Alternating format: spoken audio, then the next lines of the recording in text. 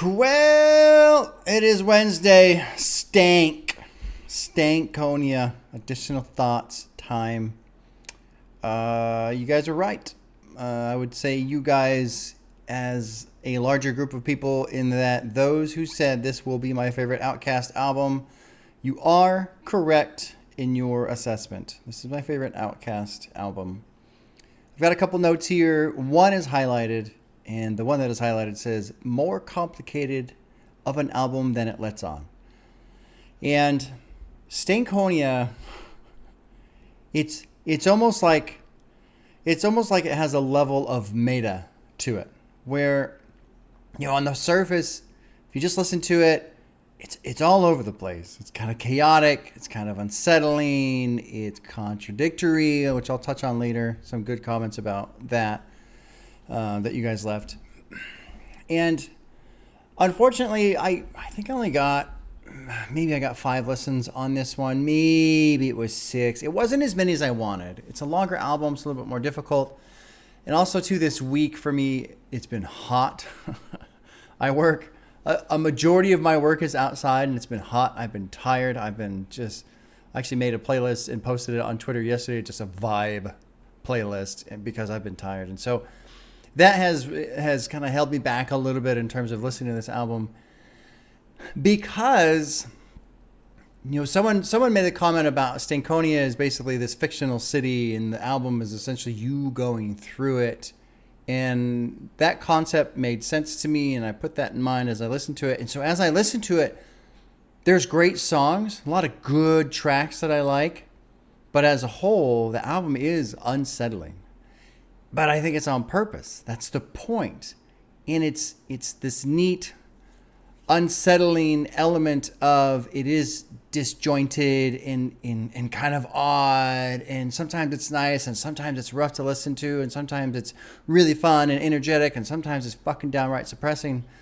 But that's the point. That's the point. And that point seems to be like the unspoken message of the album. And it made me think back to AT Aliens and how much I enjoy that album, because, you know, out of this world, are you alien? And this concept of, I felt like that album gives this overall concept of, you know, rise above this world, rise above, you know, petty things, material things, you know, just kind of that general concept.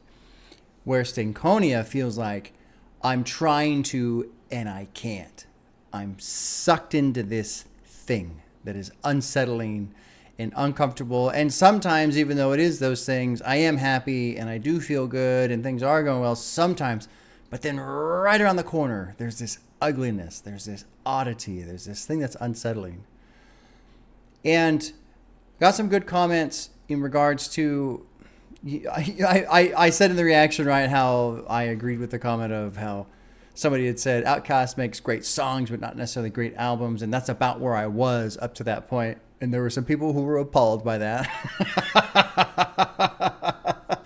Fair enough. But this album has made me realize, like I said, it's more complicated of an album than it seems to be. I think Outkast is more complicated of a group than they seem to be.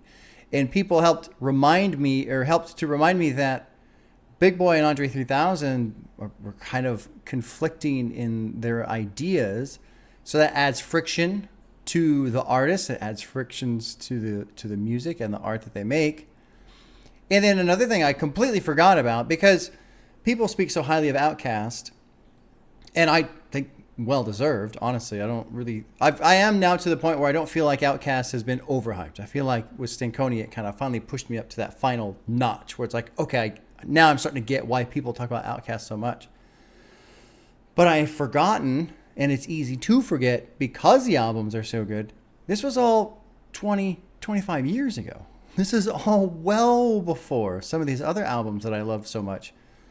And I forget that.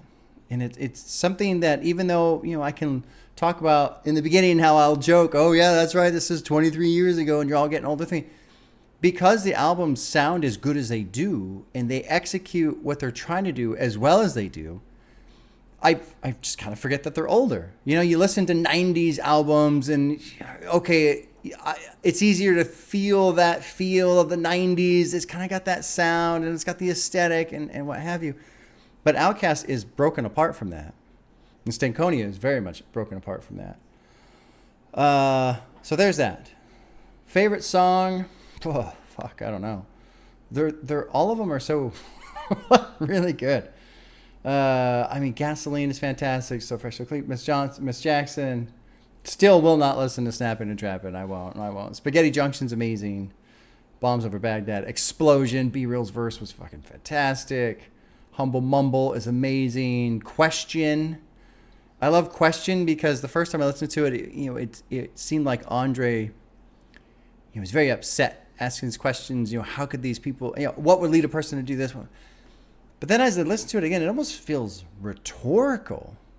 Like it's weird, man. Like this album it's almost not the album itself that you're trying to listen to, but it's like the inversion of what they're saying. I can't really explain it. But Question, I started to feel like this isn't a question. This is a rhetorical question. And the anger comes from the answers should be so fucking obvious that it isn't a question at all. That was the experience I had with it. Red Velvet's amazing. Gangsta Shit, Slum Beautiful. A lot of great tracks. Bombs Over Baghdad is amazing. Question's amazing. I don't really know which one's my favorite. But this one, in terms of like singles and hits that I really enjoy, there's a ton. It scatters across the whole album. What do I have? Comments, got that. Oh, someone left a cool comment about the interludes. So I saw some, comments back and forth. Some people saying they don't like the interludes. That's why they can't get to the album. There was a really interesting comment that I liked was these interludes, as random as they are, kind of as random as the album is, right? It's almost like this glue that takes all of these random things and sticks them together. It almost makes it feel like a montage in some sort of movie where there's all these different characters and they think they're all isolated from each other, but they don't realize they're all bound together by this strange stream that flows through the entire movie. And that's kind of the fun of the movie, is how they're all, interwoven together without their knowing. That's how the interludes feel. And the interludes give this story element that does, in my mind, bind the idea of Stankonia being this fictional place that is also representative of America. So that was a neat perspective to hear. I really like that. So getting into the contradictions, the dualities, lots of good feedback, pushback on what I had said during the reaction. Toilet Tisha is obviously a very powerful song and a very important song, and what I said about Snappin' and Trappin' and how those two ideas conflict. I agree with pretty much what everybody said about, duality exists. It's important to recognize. It's important to express. And I agree with that. I think that is very true. For me, the issue falls into, as those dualities happen, basically, if somebody does something terrible and shows remorse, that's good. But then if they turn around and do something terrible, the same thing, okay, and then show remorse, okay, and then do it again, that's really what I'm getting at. For me personally, a message of sincerity will degrade as a person turns around and does the thing again. And I was probably being a little too critical, a little too harsh on Outkast for these two different songs existing on the same album, as I kind of understood the concept of Stankonia as a broader project and not just a collection of songs. Because on the first listen, that's what it feels like. It feels like we've just got a bunch of different songs and they're all over the place and they're not necessarily related. We're just kind of doing all these different things and we're trying all these different sounds and pushing ourselves artistically and all this other stuff. So in that first listen, that was the experience that I had. Now that I've had more time with it, I can understand Toilet Tisha, I can understand Snappin' and Trappin', the duality, the hypocrisy, the someone else, what was it that they said? Somebody left a great, succumbing to indulgences, that kind of thing makes more sense to me. So I will retract that criticism of the album a little bit. It's still true for me that, when I honestly, I have more fun with artistic growth when it kind of goes from album to album. Not to say that you can't, or if it, flows in an intentional line where here I did all these terrible things and then I, showed remorse for it, or the opposite where I started out this decent person and it's this fucking downward spiral into a train wreck. I get that. I like that more just because it's easier to pick up on.